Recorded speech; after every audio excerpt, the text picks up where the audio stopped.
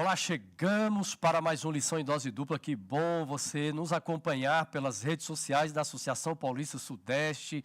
Tem gente que gosta de assistir pelo Facebook, tem gente que prefere o YouTube, não tem problema. E também aqueles que escutam os nossos podcasts. É o podcast aí que está virando uma febre, né? Aí em todos os lugares, no Brasil. Podcast Lição em Dose Dupla. É aqui que nós conversamos, batemos um papo sobre a lição da Escola Sabatina. E neste trimestre, gente, que lição extraordinária, né? Você está gostando? Que impacto a lição tem trazido para a sua vida? Vai comentando aí, que livro lindo, que livro maravilhoso. É o livro de Isaías, é um profeta extraordinário, é o livro, né, que fala sobre o consolo para o povo de Deus. E é claro que cada semana nós temos aqui a nossa equipe, sempre com o pastor Wanderson Domingues, e também mais um convidado. E hoje nós vamos recapitular. O nosso bate-papo hoje vai ser sobre a lição de número 9. O tema é servir e salvar. A lição promete. E eu já vou dar aqui as boas-vindas para o meu grande amigo do peito, coração, meu xará. Não é todos os dias que eu encontro aí um Wanderson, né? E encontrei aqui na ápice, xará. Tudo bem, rapaz, xará? terno bonito esse aí, esse paletó, rapaz, hein? Obrigado. Estou tentando ficar no seu nível, dos nossos convidados. Daqui a pouco vamos apresentar o nosso convidado aqui também, não é? É uma satisfação estar com os nossos amigos, com os nossos irmãos que estão nos acompanhando dos mais diversos lugares do Brasil, de São Paulo, do Brasil, do mundo, podcast, Deezer, Spotify, YouTube, Facebook, e juntos aqui com a palavra de Deus sempre, né? É o único podcast no mundo que tem dois Wandersons. Isso é único, viu? Não tem. Aliás, a gente podia desafiar o nosso convidado de hoje aí a mudar o nome e fazer lição em dose tripla aí. O que você acha, pastor? É sempre o desafio. Vamos apresentar o nosso convidado? Vamos lá? Pastor, já esteve conosco, já né? esteve, né? Já, não é novato aqui, Pastor rapaz. Wilson Lopes Toledo. Seja bem-vindo, pastor. Muito obrigado, pastores Wanderson e Wanderson. Uma alegria a gente poder estar aqui novamente para compartilhar da palavra de Deus. Que Deus possa abençoar você aí também no seu lar, ao receber essa lição também, e ajudar você que é líder da igreja, professor de escola sabatina, a ter um bom conteúdo também para compartilhar com a sua classe também. Com certeza vai ser uma benção. Pastor Wilson, a lição está maravilhosa, né? Sim. A gente poder estudar, conhecer melhor esse livro, tantas coisas lindas. Pastor, e como é que está o movimento da Escola Sabatina lá no seu distrito? Fala pra gente rapidinho qual o distrito que você é pastor. Eu sei que o povo ali gosta da lição, hein? Sim, nós estamos hoje no distrito de Mauá, né? Em Mauá nós temos 2 distritos ali, o distrito do Zaira e o distrito de Mauá. Eu cuido ali do distrito de Mauá, o pastor Virgílio cuida do distrito do Zaira. E nós temos ali irmãos realmente bem engajados ali na questão da escola sabatina, do estudo da lição. Inclusive, semana passada tivemos um treinamento lá para professores de escola sabatina ali. Que top. E o pessoal está animado ali para continuar levando a obra de Deus avante através desse ministério. Viu, pastor? A lição em dose dupla está devendo uma escola sabatina para vocês. Sim, né? é verdade, é verdade. Isso era para ter acontecido no final do ano passado, né? Não foi possível. Culpa da Covid. Mas as portas estão abertas lá. Culpa da Covid, vocês. né? Eu quero mandar um abraço para o pastor Vigílio. Pastor Vigílio, gente, você não pode ver aqui, você está apenas acompanhando nós 3 aqui no estúdio, né? Mas vamos dar uma loura aí, uma salva de palmas. Ó, o pastor Vigílio está aqui no estúdio, pessoal. Uma salva de palmas aí. Quem conhece o pastor Vigílio, escreva aí no chat, manda um abraço para ele também. Loguinho vai estar conosco logo, aqui, logo. Né, aí o pastor Vigílio está fugindo, ele está fugindo esses dias aí da lição, mas ele está na mira. Xará, eu paguei em partes a dívida da escola sabatina em Mauá lá, né, pastor Wilson? Verdade, um abraço verdade. aí para vocês de Mauá, um carinho especial por vocês. Mas eu estive lá nos representando, tá bom? Que legal. Pessoal de Mauá, maravilhoso, pessoal extraordinário, pessoal, o povo que ama, né? Sim. É um povo muito amoroso, um povo missionário. Pastor Wilson, eu quero fazer um desafio. Deixa eu mostrar aqui. Nós já vamos entrar na lição, mas eu quero primeiro... Olha só, pastor, o tema da Semana Santa 2021. Lê pra gente aí, pastorzão. Restaurados em Cristo. Mauá vai arrepiar esse ano, tantos pontos de pregações que teremos nos 2 distritos ali, muitos lares abertos, igrejas abertas, para que a gente possa pregar a palavra. E eu quero convidar você, em qualquer lugar desse Brasil, do mundo, para que na Semana Santa você também se entregue nas mãos de Deus, permita que Deus venha usar você. né? Pregue a palavra, abra a sua casa junto com a sua família, convide amigos, convide vizinhos. Você pode pregar também em um outro lugar. Há muitas possibilidades, né, pastores? Exatamente. De alguém se envolver na Semana Santa. Como é que as pessoas podem se envolver? Já vamos dar alguma dica rápida aqui, bem rapidinho aí. Pastor, dê uma dica, o pastor vai dar uma outra já dica. começa desde agora. Se você está pensando em convidar alguém lá para a sua igreja, para o seu pequeno grupo, comece escolhendo aí 4, 5 amigos por quem você vai orar. Ora por eles. Manda um WhatsApp dizendo que está orando por eles. Que ninguém fica triste de receber oração, né? Não tenha dúvida. Depois vai orar com eles, faz o convite para o pequeno grupo, se for na sua casa, de um familiar, se for virtual esse pequeno grupo, se for na sua igreja, mas já começa desde já, é a dica que eu dou, orando por eles e depois orando com eles. Pastor Wilson. Acho que ter contato, né? Ter contato com essas pessoas que a gente pretende evangelizar, porque como o pastor falou, existe várias formas da gente fazer esse tipo de trabalho. Ele pode ser presencial, dependendo das circunstâncias, ou virtual. Mas ele só acontece se houver oração e houver contato com essas pessoas. Então, a gente precisa entrar em contato com elas, avisar delas desse programa que vai ter, deixar elas informadas para que na semana elas participem com a gente. É exatamente seguirmos o método de Cristo. É se misturar com as pessoas. Exatamente, se aproxima delas. Desejando o bem das pessoas, com intencionalidade de evangelizar. Olha as necessidades de dar deles, testemunho, né, pastor? Ver as necessidades, que são muitas, são diferentes. Tem gente, por exemplo, que tem o que comer, tem tudo em casa, mas tem um coração vazio. É uma pessoa que vive triste e nós vamos levar esperança. Então nós vamos fazer o seguinte, já que vocês estão dando dicas aqui, vamos pedir o pessoal no chat aí, tanto no Facebook quanto no YouTube, tá? Para você escrever. Escreva agora o nome de pessoas que você está orando, que você vai evangelizar, que você vai dar um estudo bíblico, que você vai se misturar com ela, vai convidar para comer na sua casa, ok? E vai convidar para a Semana Santa. Vai escrevendo aí os nomes, ok? Para nós orarmos juntos. Pastor Wanderson, então, já que o pessoal já está colocando os nomes aí no chat, vamos orar tanto pela lição, mas vamos orar também, né, por esse grande movimento missionário que Deus está nos proporcionando aqui. Vamos sim, pastor. Oremos. Querido Deus e Pai, hoje nós o buscamos em oração, pedindo o poder dos altos céus para as batalhas da vida, iluminação para compreendermos a lição, a Tua palavra, o livro de Isaías, mas queremos colocar diante do Senhor os nomes que estão em nossa mente, em nosso coração, e vários deles agora em nosso chat. Pessoas que têm suas batalhas, que estão conhecendo ao Senhor, algumas que estão voltando para os Teus caminhos, que se afastaram de Ti, que o Senhor as visite onde elas estiverem. A Semana Santa está se aproximando e é um dos melhores momentos do ano para nós falarmos da maior expressão de amor que já existiu e existe no planeta Terra, Jesus Cristo. Então nós queremos clamar por elas, por estas pessoas que daqui a pouco estarão em nossos pequenos grupos virtuais, presenciais, em nossas igrejas. Que o Senhor as visite com o Teu Santo Espírito, as incomode para voltarem para os Teus caminhos. Eu te peço por Jesus. Amém. Amém. Muito bem, convido você então a pegar a sua lição, a sua Bíblia, vai ouvindo, vai acompanhando conosco aqui. Chegamos então nesta temporada, estudando o livro de Isaías, na lição de número 9, está passando rápido. Deus tem nos abençoado a compreendermos esse livro tão extraordinário. E eu gostei demais do tema desta semana.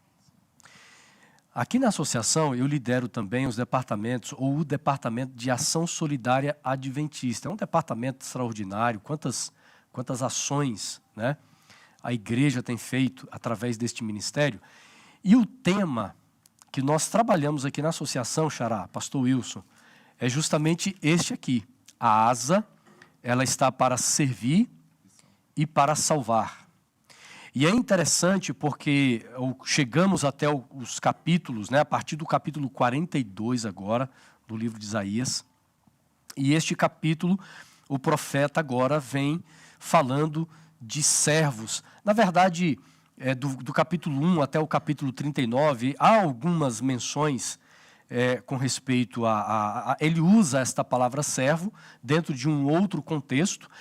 E agora, ou a partir de agora, nós encontramos aqui, tanto no capítulo 41, como também no capítulo 42, o profeta Isaías usando a expressão, a palavra servo.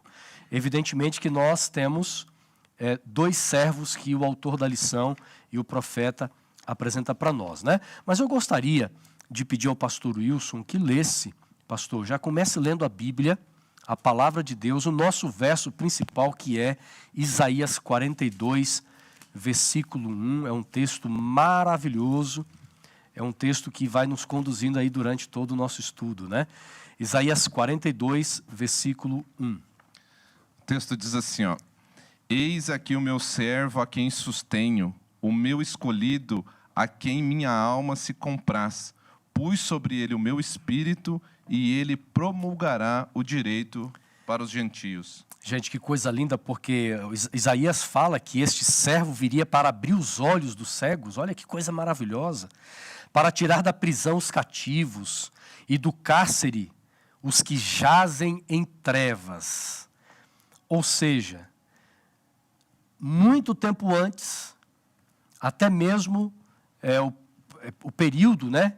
O período do cativeiro babilônico não havia chegado. Isso aí viria muito tempo depois, muitas décadas depois, mas Isaías já está falando de um servo que viria e faria uma obra extraordinária em tempos futuros. E é muito lindo, pastor Wanderson, a gente poder ver as impressões que o profeta traz para nós neste verso 42 a respeito deste servo, que daqui a pouco nós vamos entrar em mais detalhes, né? Mas as primeiras impressões de vocês aqui sobre esta palavra servo, dentro do contexto dos capítulos que vamos estudar. Me chama bastante atenção aqui, amigos, o quanto esse servo é um modelo, né? Nós vamos ver aqui vários versos de que esse servo enigmático, não é? Ele já foi cogitado que ele poderia ser os profetas, a própria nação de Israel, alguns personagens do Antigo Testamento, mas nós vamos entender a completude deste servo no Novo Testamento, na verdade. Mas o que me chama a atenção como primeira impressão deste servo é que se a sua identidade, como nós vamos ver, ela é eterna, grandiosa, a sua missão também é tão profunda quanto quem ele é. Veja, a sua missão tem que ver com quem ele é, o que ele faz. O caráter. Esse servo, ele faz aquilo que ele é. Uhum. E como esse servo, ele cuida, nós vamos ver algumas expressões muito importantes, não é? Como ele cuida do oprimido, como ele liberta, como ele vai cuidar daquele que está cansado. A compaixão. A natureza amorosa deste servo, como você olha para ele, ele de fato veio para servir. Aquele que era Senhor, ele vem para servir. E depois no Novo Testamento isso se completa, não é? E daqui a pouco nós vamos entrar nesse ponto aí, né, pastor Wilson? Sim, e quando eu olho para essa lição aqui e vejo assim aquilo que nós já estudamos do livro do profeta Isaías, nós percebemos o seguinte, que dos capítulos 1 a 39, Isaías ele vai tratar de algo que é contemporâneo dele. Mas a partir do capítulo 40, agora, ele avança para uma etapa para escrever, não para a geração dele especificamente, mas possivelmente para os filhos daquela geração. Então, me chamou a atenção a ideia de Isaías escrever uma mensagem para as futuras gerações, que eram aqueles que depois viriam a residir em Babilônia. E hoje eu acredito que nós precisamos, dentro do contexto de igreja que nós vivemos e de pregação evangelística, preparar as novas gerações, porque nós não sabemos o que vai ser do dia de amanhã. E Deus precisa de servos e servas fiéis, como foram esses exemplos desses 3 servos mencionados na lição aqui. Nós precisamos preparar as novas gerações, não para entrar na Babilônia, mas para sair da Babilônia. Olha, fantástico as suas considerações. Eu fico observando aqui esse termo, essa palavra servo. Era uma palavra que não fazia parte do estilo de vida, por exemplo, dos reis. Os reis mencionados por Isaías na história, próprio Nabucodonosor, Tiglat-Pileser, Senaqueribe, eram homens poderosos, sim, eram homens que possuíam grandes habilidades, inteligência, estratégias, mas longe destes homens a palavra servo. E de repente o profeta, ele traz aqui um ser, vamos dizer assim, alguém que é chamado, que é caracterizado por servir, por ter compaixão do próximo. Pastor, a gente viu isso já em Isaías 14, quando ele fala da queda do rei da Babilônia. da altivez, não é? Eu subirei, eu me assentarei nas mais altas nuvens, eu serei semelhante ao Altíssimo, não é? Os reis da época, eles gostavam de ser servidos e exaltados, não é? No Novo Testamento, Jesus olha para os discípulos e ele diz assim: sabeis que os reis da terra têm servos, autoridades sobre as nações, entre vós não será assim. Quem quiser ser senhor, seja servo. Quem quiser ser o primeiro, seja o último. Quando eu disse que a postura, o caráter, a identidade deste servo me chama a atenção, é isso. Ele é um ser enigmático, poderoso, porque ele é vitorioso em tudo que esse servo faz, só que ele sendo grande, ele se torna pequeno. Ele estando nas alturas, prefere descer, enquanto aqueles que estavam aqui embaixo preferem sempre subir, não é? É muito curioso isso. E ele se rebaixa para exaltar o povo de Deus que confia nele. Então ele vai na contramão desses reis do mundo, não é? Jesus, ele é o maior exemplo disso, do que é ser servo, sendo o Senhor, como o Herbert Chesterton fala, não é? Ele nasce numa manjedoura que não é dele, prega num barco emprestado que não é dele, entra em Jerusalém montado num jumentinho que também não era dele, descansa numa casa a casa de campo que ele descansava em Betânia era emprestado, a cruz não é dele, o túmulo não é dele, nada. Não teve nada para nós termos tudo. Essa é a postura do servo de Yahweh que vem aqui. Agora, pastor, essa identidade ela vai além disso, do serviço social. É muito importante isso. Mas ela tem uma identidade espiritual muito grande por causa de um mito que girava em torno do servo de Yahweh que viria nos dias de Jesus. Eles aguardavam uma espécie de profeta, servo de Jeová, servo de Yahweh, que viria para, de fato, ser o exemplo de servidão ao povo, mas que teria o Espírito do Senhor repousando sobre ele. Eu vejo aqui no capítulo 41 de Isaías, pastor Wilson e Xará, versículo 8, diz assim: mas tu, ó Israel, servo meu, tu Jacó, a quem elegi, descendente de Abraão, meu amigo. E ele vai descrevendo o verso 9. Você quer ler, Xará, o verso 9? Pastor Wilson leu o 10. Eu estou preservando a voz, o pessoal vai orando aí, porque eu posso ficar rouco aqui, perder minha voz, e os dois vão ter que coordenar sozinhos a lição. Vamos lá, verso 9 e o pastor Wilson leu o verso 10. Vai não, pastor, vamos preservar aí a tua voz, mas vai até o final. Tomando água vai aguentar, aqui, ó. Tá bom? Tomando uma aguinha aqui. Isaías capítulo 41, versículo 9, certo? Tu, a quem tomei das extremidades da terra e chamei dos seus cantos mais remotos, e a quem disse, tu és o meu servo. Eu te escolhi, não te rejeitei. Não temas, porque eu sou contigo. Não te assombres, porque eu sou o teu Deus. Eu te fortaleço, te ajudo e te sustento com a minha destra fiel. Pelo que eu estou entendendo, nós temos aqui um servo que é diferente daquilo que vai ser apresentado a partir do capítulo 42. Exato. Como é que a gente pode entender? Há um conflito de ideias entre Isaías. Como é que a gente entende isso aqui? Ele apresenta aqui um servo e ele diz aqui, mas tu, ó Israel, o meu servo, e daqui a pouco, a partir do capítulo 42, nós temos um outro tipo de servo que não bate, vamos dizer assim, à altura do capítulo 41. Pastor, eu acredito que a gente precisa até explicar um pouco a questão do estilo literário de Isaías, porque ele é enigmático muitas vezes, não é? Foi enigmático em relação ao Emanuel, aos filhos que eram sinais para a casa ali.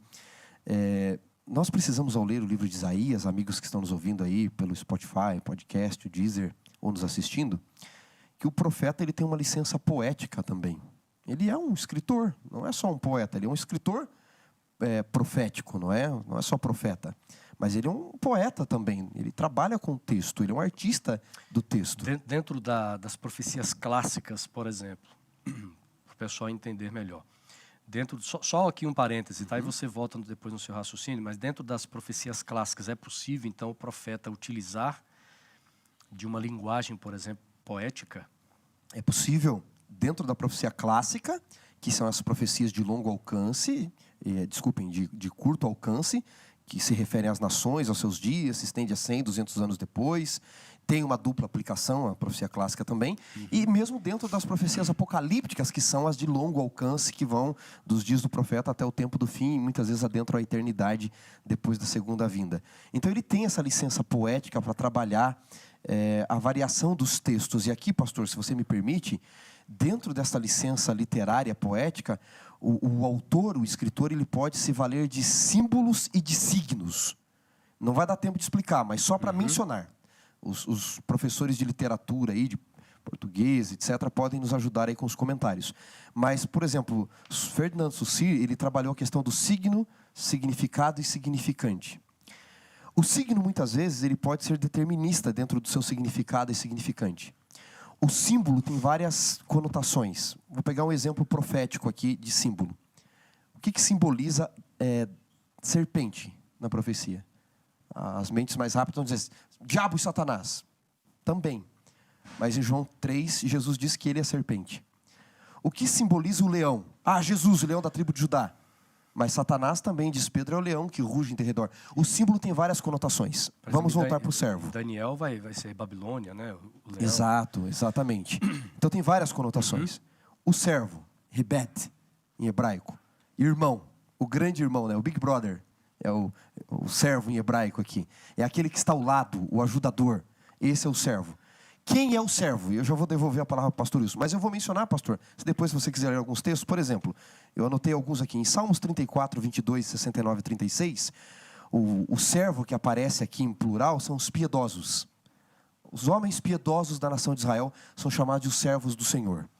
Você tem, por exemplo, em Êxodo 14, 31, Moisés é o meu servo. Em Juízes 2,8, você tem Josué. Em João 8, Jó é o seu grande servo. Em Salmos 89, 32, Davi é o grande servo. Em Isaías 54, 17, os mensageiros do Senhor são seus servos. E nos textos que nós lemos aqui, de Isaías 41, Israel é o meu servo. E aí eu vou devolver, para não me alongar muito, mas porque tantos são postos como servos, e Israel agora é posto como servo? É uma pergunta para eles aí no chat, para nós entendermos o significado dos servos do Senhor. Porque até o capítulo 39, Israel não aparece sendo identificado como servo, né? É a partir de agora, pastor Wilson. Agora, pastor Wilson, entendendo então que no capítulo 41, este servo era o povo de Deus, de uma forma tão linda, diz aqui o texto, como vocês leram, né? Deus tomando da extremidade da terra, Deus chamando, Deus escolhendo, Deus prometendo que estaria com eles. Como é que nós podemos entender, pastor Wilson, a função, o propósito de Israel, da nação, como servo de Deus no passado, e a gente precisa entender isso hoje, porque hoje nós somos parte do povo de Deus no tempo do fim, né? Como é que a gente entende esse propósito da nação como servo de Deus, como povo de Deus? Eu acredito que o propósito, pastores, ele está ali em Abraão, porque em Abraão vai começar todo esse projeto de Deus que depois vai se tornar a nação de Israel. E quando nós vamos para a vida de Abraão, nós vamos perceber 3 cenas na vida de Abraão que são fundamentais no relacionamento dele com Deus e que depois vai designar o propósito da nação, que é o chamado dele, e ali inclusive aparece a expressão, né, que o pastor citou para nós aqui, né, o Yahweh ali entrando em aliança com Abraão, primeiro chamando ele para sair de Ur dos Caldeus e levá-lo então à terra prometida. Depois, quando Deus declara que vai fazer aliança com ele, ali no capítulo 15, e depois, posteriormente, no capítulo 17, quando essa aliança é consumada através da circuncisão. Ali começa um relacionamento de Deus com Abraão. E depois a Bíblia constantemente vai trazer a expressão de uma aliança que Deus faz com Abraão, Isaque e Jacó, que depois vai se tornar Israel, que vai herdar esse nome da nação, né? E qual foi o propósito de Deus chamar Abraão? Eu acho que aí está o propósito da nação. Quando Deus chama Abraão, Deus não chama Abraão porque ele é melhor do que os outros, mas Deus o chama por causa dos outros.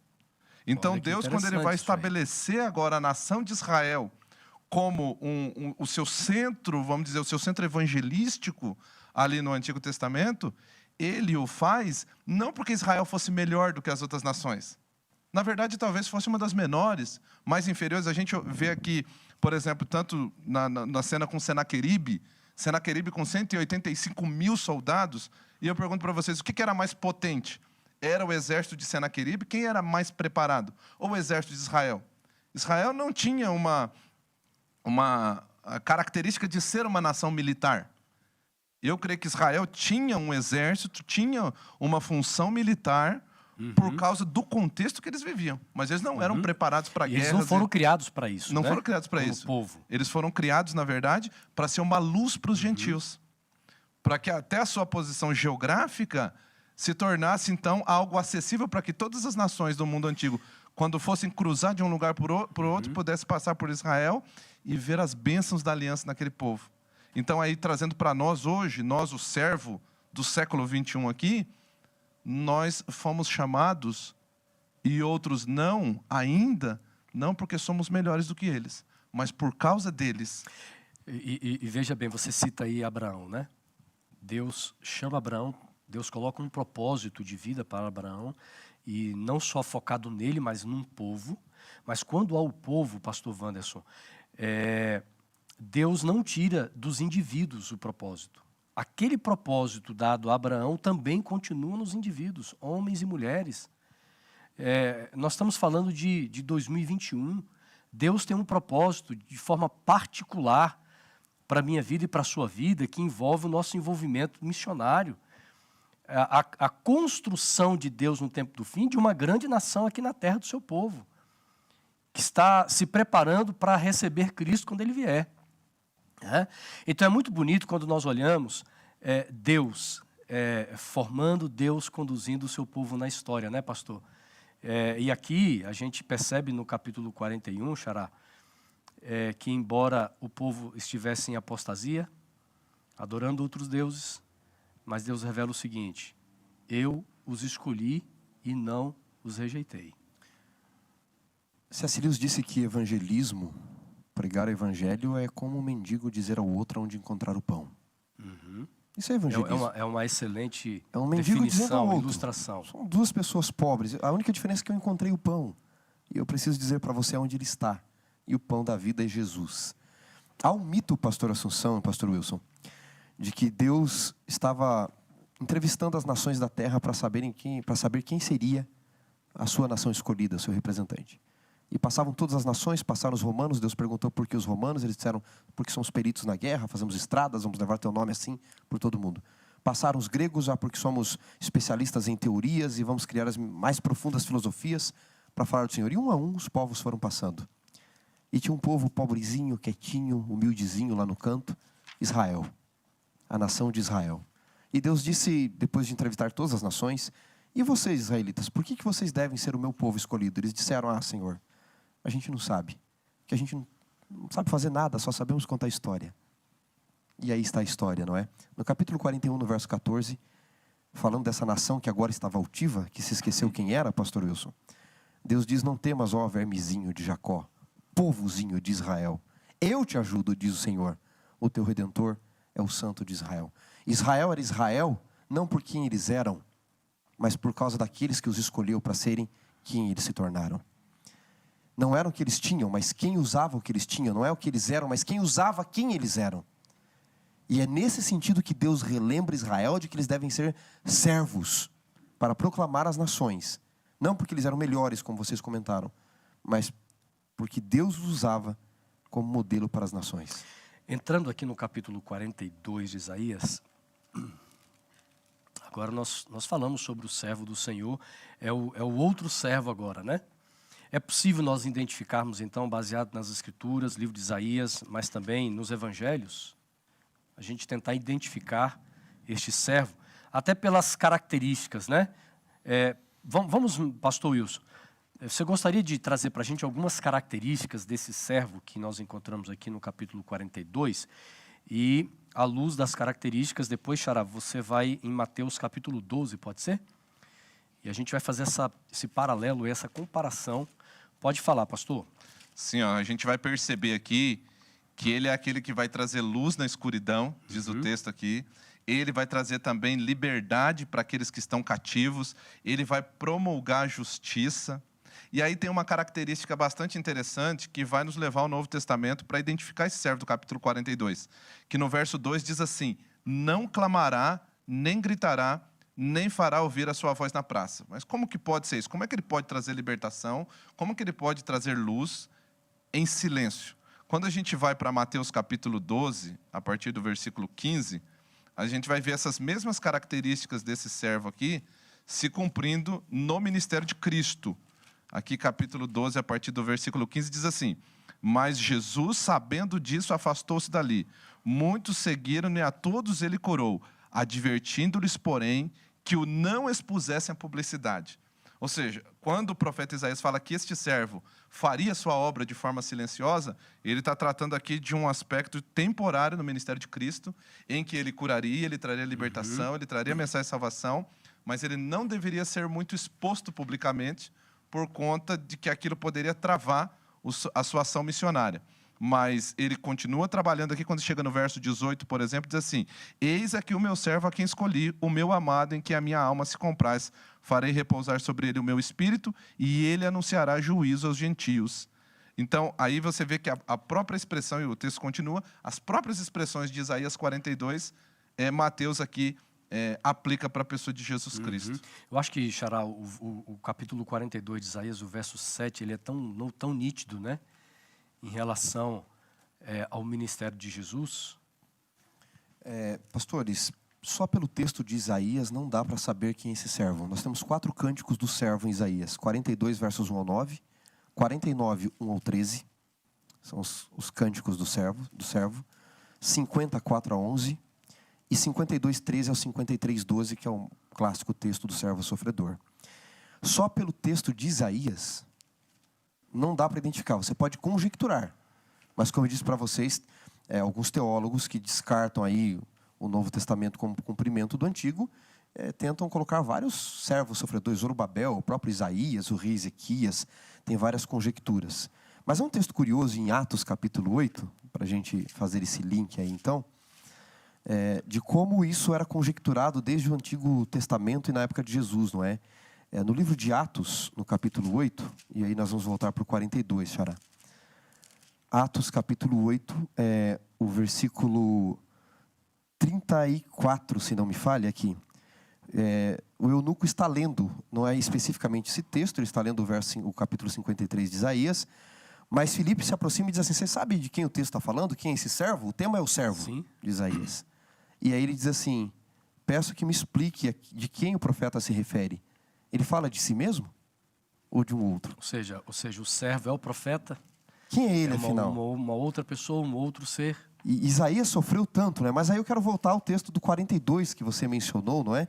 Capítulo 42 de Isaías.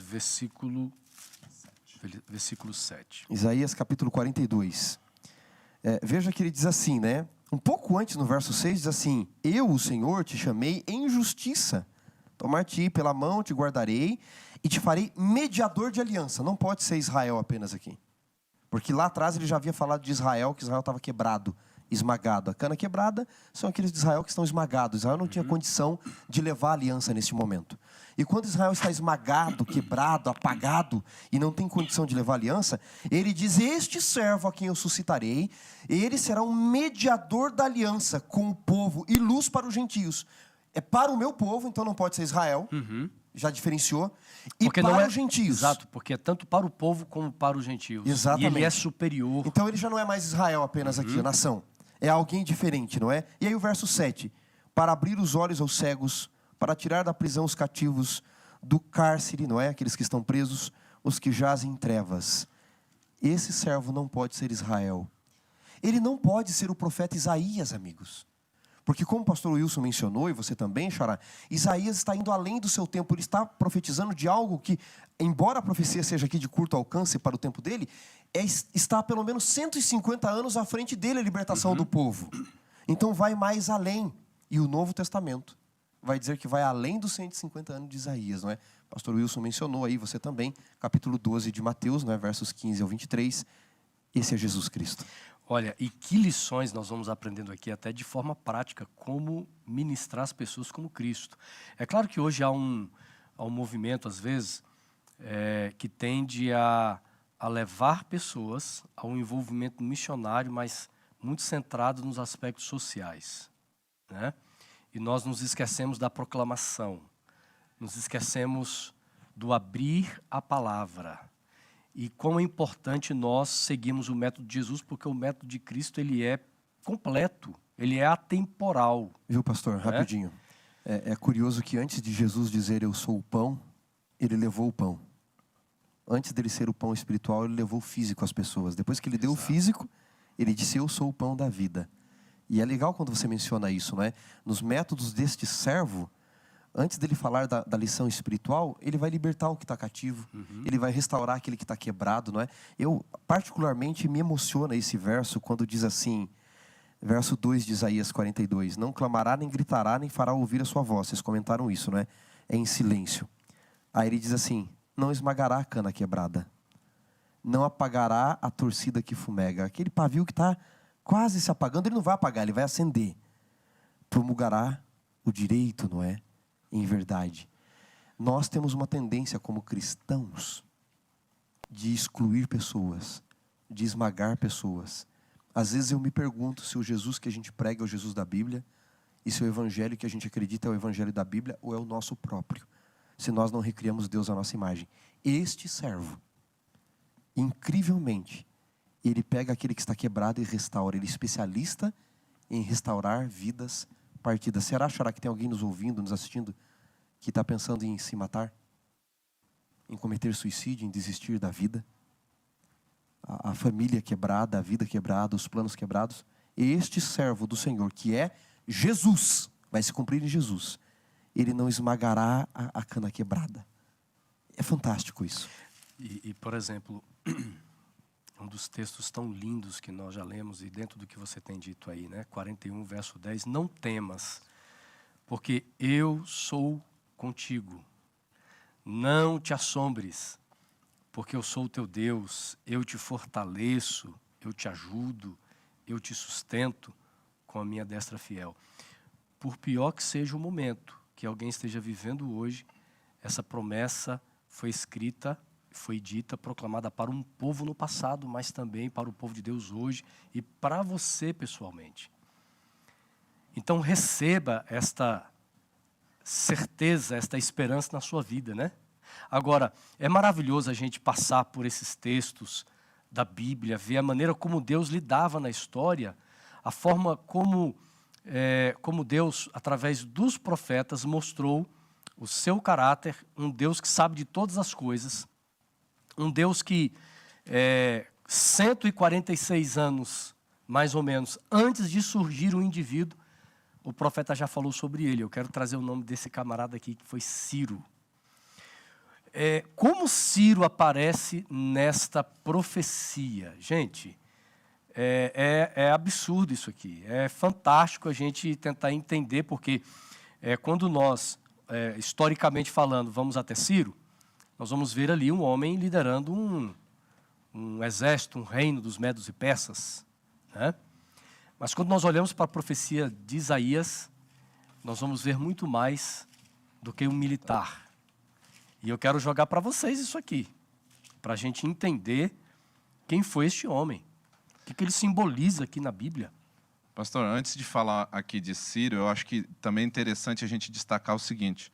Quando a gente olha Isaías do capítulo 40 até o 45, ali, quando vai chegar em Ciro, a gente percebe que o personagem principal da história é Deus. Deus o Pai aqui. E ele aparece como aquele que é maior do que as circunstâncias da nossa vida. A gente vê isso no capítulo 40, claramente isso aí. Aquele que dá força para o cansado, aquele que renova as forças daquele que não tem nenhum vigor. Quando chega no 41, Deus é maior do que os nossos medos, então ele chega e diz assim, olha, não temas porque eu sou contigo. Não te assombres porque eu sou teu Deus. E quando chega em Ciro, Deus mostra que ele é maior do que os nossos inimigos. E ele é capaz de pegar um homem gentio, não um judeu, não um israelita agora, para trazer nele uma figura de um libertador. Na figura de um libertador. E esse Ciro, como você mencionou, cerca de 150 anos, né, aproximadamente antes do nascimento dele, Isaías já falou dele. Isaías sequer conheceu esse homem, mas citou ele por nome aqui.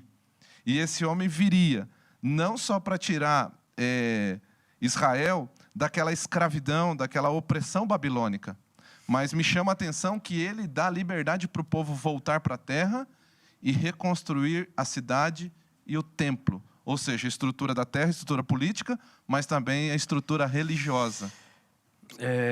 Xará, tem uma coisa que me chama muita atenção aqui, que está em Isaías 45, verso 1. Pastor Wilson veio trazendo isso aí, e preparando agora o terreno para você complementar aqui um pouco da fala sobre Ciro, né? E no capítulo 45, verso 1, diz assim: assim diz o Senhor ao seu ungido, a Ciro. Como que o profeta traz esta expressão, Ciro, que era um gentil, mas sendo um ungido de Deus? Pastores, tem tanta coisa nesse texto, amigos que estão aí nos assistindo, nos ouvindo, tem tanta coisa, tanta informação que nós precisaríamos de uma semana de oração para falar dos capítulos 41 aqui até o 50, mais ou menos, né? Aí, muita coisa. Agora, olha que interessante, a expressão aqui, ungido, né? Assim diz o Senhor a Ciro, o seu ungido. Vocês já comentaram que Deus antecipou cerca de 150 anos antes, não é? Ciro não havia nascido, nem seus pais haviam nascido, e Deus disse para que vocês saibam que eu sou Deus, maior que tudo. Eu vou dizer o nome dele antes dos pais nascerem, para escolherem o nome dele. Eu vou dizer como ele vai se chamar, e ele será o meu ungido. A expressão aqui é Machia, Messias. Messias, né? Ungido. Ciro, ele é um servo de Yahweh aqui, como protótipo do que vai acontecer em Jesus. Deixa eu tentar exemplificar isso daqui. Vocês precisam entender o seguinte, amigos, vocês que estão aí nos assistindo. Deus tem uma profecia maior. O cumprimento é Jesus, que vai nos resgatar não do jugo da Babilônia, não do jugo de visão de direita ou de esquerda, nada disso. Vai nos resgatar do pecado. Mas existe em profecia o que nós chamamos de profecia de miniaturização, de miniatura mesmo. Sempre que Deus vai realizar algo em escala universal, ele faz algo menor para que o seu povo que lê a profecia saiba que ele pode cumprir. Então, antes de enviar o Messias, o seu filho, antes de ele mesmo, Jeová, se encarnar, ele manda Boaz, ele manda Moisés, são espécies de ungidos, de Messias, de resgatadores. E ele manda Ciro. E aqui nos chama a atenção porque é um gentio, como você mencionou, não é? Deus pode tirar a salvação da onde? Da onde ele quiser.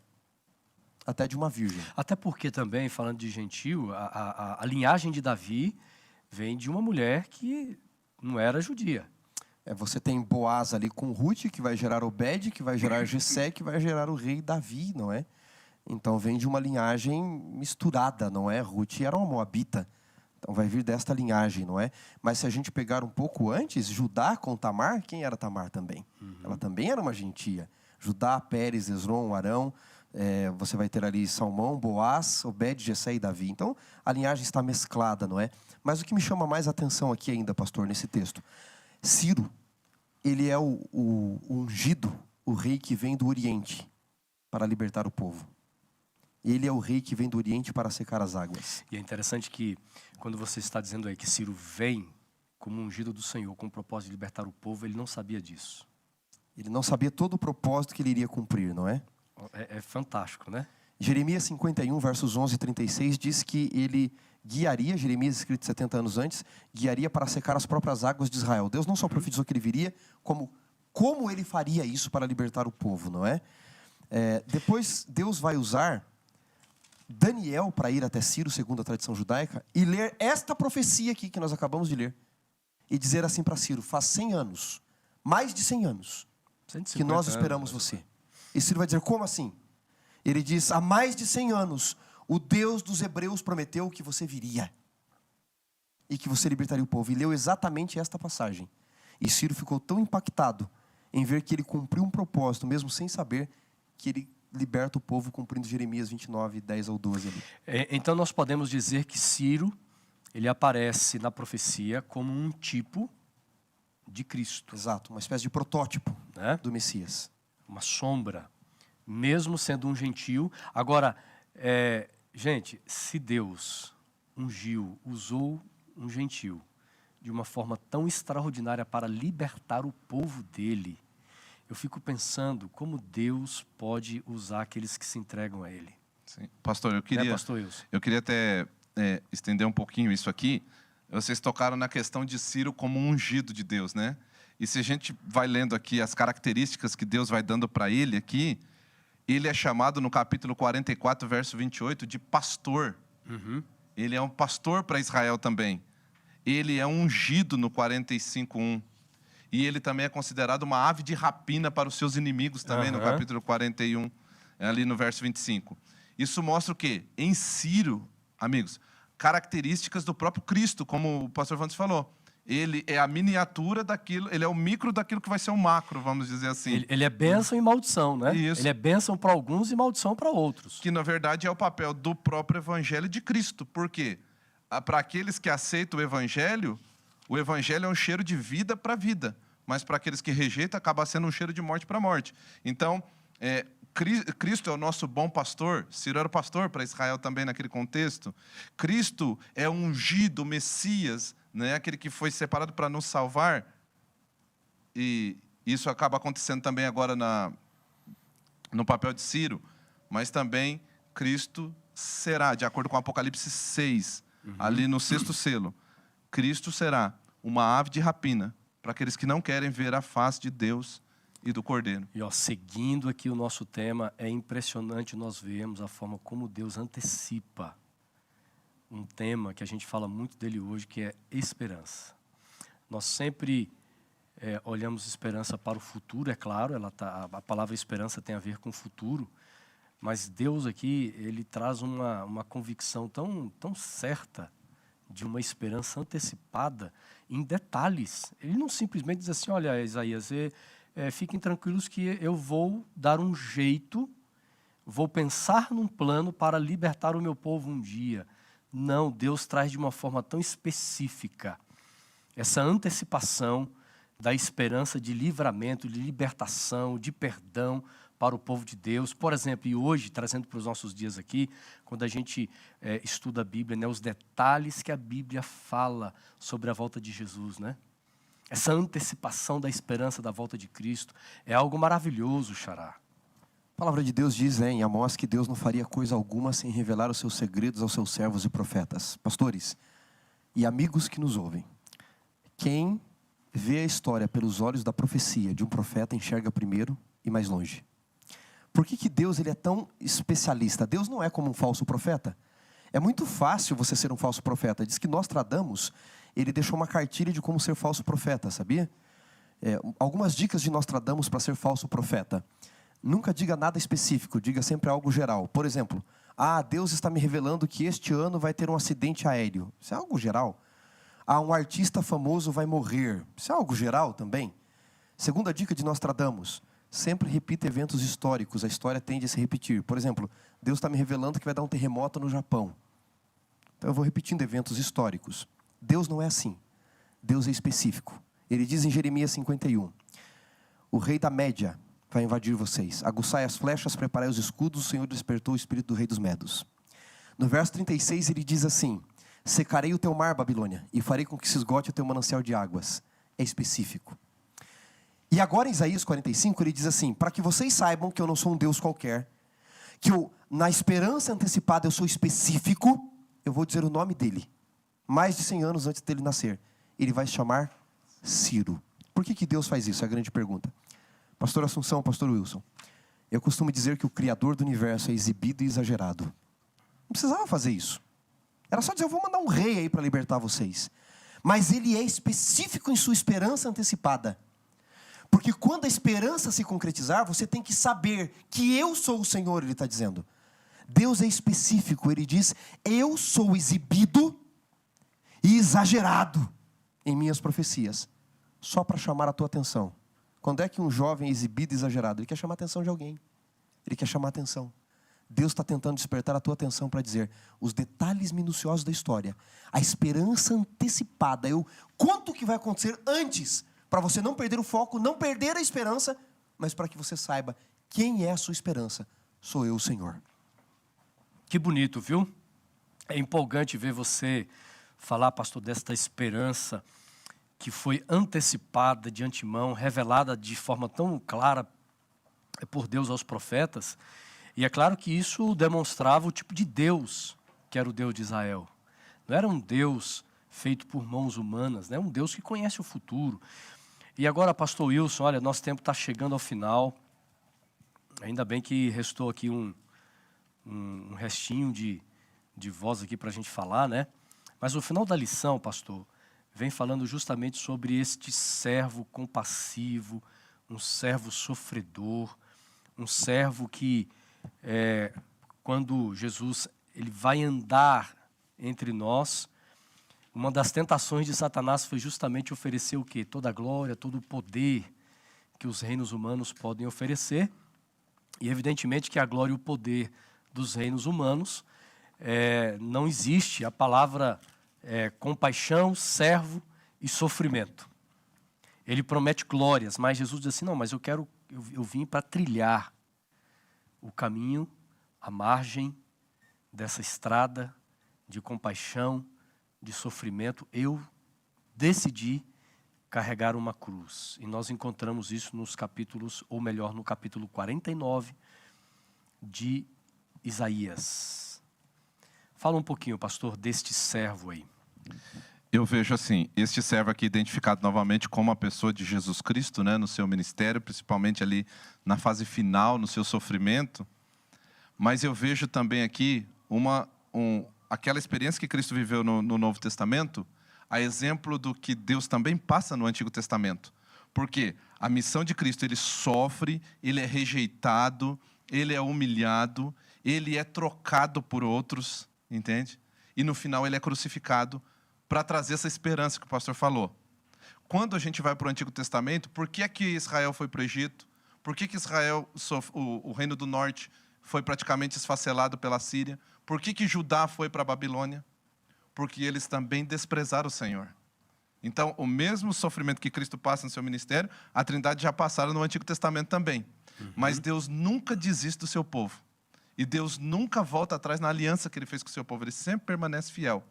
E apesar de todo o sofrimento de Cristo, lá em Isaías 53, que vai ser um tema posterior também de estudo, mas vai dizer o seguinte, que ele olhou para o resultado do seu trabalho e ele ficou satisfeito. Então, todo esse sofrimento aqui de Jesus, desse servo sofredor e compassivo, que parecia, em algum momento, queridos que estão nos acompanhando, que parecia que seria um sacrifício em vão, que parecia que não teria valor nenhum, na verdade, foi o preço que ele pagou pela nossa salvação. E aí, pastor, eu queria terminar aqui dizendo o seguinte, que na nossa experiência espiritual, nós também vamos passar por momentos de sofrimento, de desânimo, porque vamos levar a cruz que Cristo também carregou.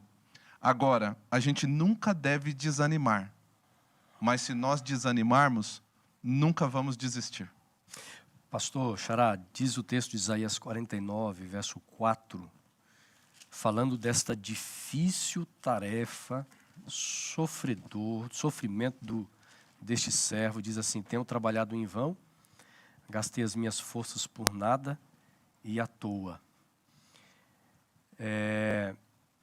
Como é que a gente pode entender esse texto, tanto à luz da vida, do sofrimento desse servo, mas o pastor Wilson também trouxe algo interessante aqui, aplicando para a nossa vida, né? Quantas vezes nós também sofremos, somos injustiçados, quantas vezes temos trabalhado para Deus, parece que os frutos são tão pequenos. Até onde esse texto vem nos trazer esperança, certeza de que algo extraordinário está por trás dele? Deus, ele tentou de tudo com Israel, né? Nesse verso específico que você mencionou, ele está falando de Israel, né? Eu trabalhei em vão com vocês, porque antes ele diz, tu és meu servo, Israel, por quem hei de ser glorificado. Só que Israel falhou em sua altivez. Veja, Deus, ele vai cumprir o evangelho, a pregação, vai fazer com que o evangelho chegue a muitos, através de nós, mas também apesar de nós. Deus usou Ciro. Nenhum do rei de Israel que segui-lo para ser o libertador, ele usou Ciro. E Jesus disse, as pedras podem clamar. Mas é nosso privilégio que através de nós, Deus realize o cumprimento do evangelho. E aqui, como Israel falha como nação, ele diz, eu vou cumprir isso para que essa mensagem chegue aos gentios. Toda hora Deus está falando que vai brilhar aos gentios, não é? Ele diz, agora eu vou fazer isso, por quê? Porque o meu servo vai ser o grande representante. Me chama muita atenção que em Isaías 5, Deus havia cantado um cântico da videira, não é? Aquele cântico enigmático que já estudamos, da videira. Agora Jesus diz, eu sou a videira, vocês serão apenas os ramos em mim. Aqui ele diz, vocês foram escolhidos para me representar, mas agora eu vou cumprir isso no meu servo. O que eu entendo aqui? Olha que curioso. Não é pela nossa justiça, não é pelo nosso talento, não é pelo nosso dinheiro, mas é por quem vai usar tudo que nós somos, é pela justiça dele, é pela graça dele, é pelo poder dele. que nós seremos instrumentos usados no tempo do fim. E o que nos resta, eu vejo aqui, é nós vivermos como esse servo, né? É servir, pastor Wilson, para salvar. Eu quero terminar lendo com vocês, é um dos textos mais lindos escritos por Ellen White, está no livro Desejado de Todas as Nações, na página 640. Olha só o que ela diz: muitos acham que seria um grande privilégio visitar os cenários da vida de Cristo na terra, andar pelos lugares por ele trilhados, contemplar o lago à margem do qual gostava de ensinar, as montanhas e vales em que seus olhos tantas vezes pousaram. Mas não necessitamos ir a Nazaré, a Cafarnaum ou a Betânia para andar nos passos de Jesus. Ela diz assim: encontraremos as suas pegadas em que lugar? Junto ao leito dos doentes, nas casas humildes da pobreza, nos abarrotados becos das grandes cidades e em qualquer lugar onde houver um coração humano necessitado de consolação, fazendo como Jesus fazia quando esteve na terra. Andaremos, eu andarei, você vai andar em seus passos. Que texto maravilhoso. Eu acho que Deus hoje tem chamado você para você andar nos passos de Jesus. E andar nos passos de Cristo não é simplesmente você deixar a sua casa para assistir o culto na igreja. Andar nos passos de Cristo é viver como Jesus viveu, é amar o semelhante, é você procurar o bem das pessoas, é você assistir às suas necessidades, é você proclamar o evangelho do reino de Deus, e que através da palavra de Deus, eu quero desafiar você para que nesta semana, além de orar por 5 pessoas, você também faça como Jesus. Quem sabe dê um telefonema, né? Quem sabe visite alguém que precisa de uma visita, alguém que precisa de uma oração, alguém que precisa de um auxílio, de quem sabe um alimento, uma roupa, uma palavra de apoio, mas seja uma bênção na vida dos outros. Eu quero fazer esse grande desafio para você, que Deus te abençoe. E agora, fechando aqui a nossa lição, muito obrigado, pastores, Xará, meu companheiro, pastor Wilson. Nosso tempo acabou, o Tiagão ali, rapaz, ele corta mesmo, e ele já fica com a plaquinha ali, ó, né? Acabou o tempo. Muito obrigado à nossa equipe também, que sempre está aqui participando conosco, e um grande abraço para você. Querem mandar um abraço aí para o pessoal aí também, para a gente terminar? Sim, mandar um abraço aqui para os nossos irmãos de Mauá, nossos líderes, nossos diretores e professores de escola sabatina, que Deus abençoe vocês ricamente, e um abraço para a família também. Que legal. Um abraço especial para vocês que nos acompanham, não só de Mauá, um abraço especial para o povo de Mauá também, que estive ali há pouco tempo, mas o pessoal que nos acompanha de outros lugares do Brasil e estão participando da Semana Santa. Divulguem, compartilhem o link, vamos viralizar esperança. Compartilhe agora aí no Facebook, né? Dá tempo, Pode né? compartilhar aí através das Facebook. suas redes sociais. Também compartilhar o link do YouTube. E, pessoal, ouça o nosso podcast Lição em Dose Dupla, pelas plataformas do Spotify, iTunes e também no Deezer, ok? Você pode ouvir caminhando na academia, o Xará malha ouvindo o podcast lá. eu acho que ele escuta, né? Ok? Pastor Wilson não malha não, né, pastor? Você caminha? Só caminho. Tá, então vai caminhando ouvindo o podcast lá, viu? Que Deus abençoe. Pastorzão, muito obrigado. Vamos orar por esse povo maravilhoso que nos acompanha aqui, que ouve, nos assiste. Ore por nós. Oremos. Senhor nosso Deus e nosso Pai, nós agradecemos o Senhor pelo privilégio de termos a luz do Evangelho sobre nós, por termos a salvação pela graça através de Cristo Jesus, por Ele ser o nosso Redentor, o nosso Libertador. Faz de nós, Pai, servos do Senhor, servos fiéis a quem o Senhor toma pela sua mão direita e que o Senhor diz para nós não temermos, porque diante das grandes batalhas espirituais dessa vida, o Senhor já tem a vitória garantida para cada um de nós, Pai. Amém. A história já está definida no seu plano eterno, Pai. E por isso nós pedimos que o Senhor nos ajude a cumprir esse plano eterno do Senhor na nossa vida também, e que possamos, então, trabalhar pela salvação de muitas e muitas pessoas para o seu reino, em nome de Jesus. Amém.